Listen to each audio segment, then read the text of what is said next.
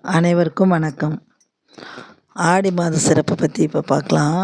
ஆடி வெள்ளிக்கு என்ன செய்யணுன்றதையும் பார்க்கலாம். கோடி மாதங்கள் கிடைத்தாலும் ஆடி மாதம் போல் ஒரு மாதம் வழிபாட்டிற்கு கிடைக்காது அப்படின்னு சொல்லுவாங்க.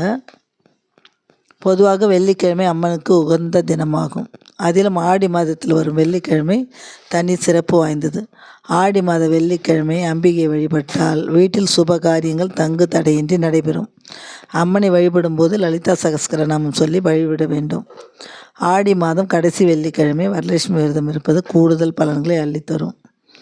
ஆடி செவ்வாய் தேடி குழி என்பது பழமொழி. அதாவது பெண்கள் விரதம் இருந்து எண்ணெய் தேய்த்து குளித்து அம்மனை வழிபட்டால் பெண்களின் மாங்கல்ய பலம் கூடும் என்பது நம்பிக்கை. ஆடி மாதத்தில் அம்மனுக்கு சாற்றப்படும் வளையல்களை பெண்கள் அணிந்து கொண்டால் திருமண பாக்கியம், குழந்தை பாக்கியம், செல்வம் மற்றும் அனைத்து விதமான நன்மைகளும் கிடைக்கும் என்பது ஐதீகம்.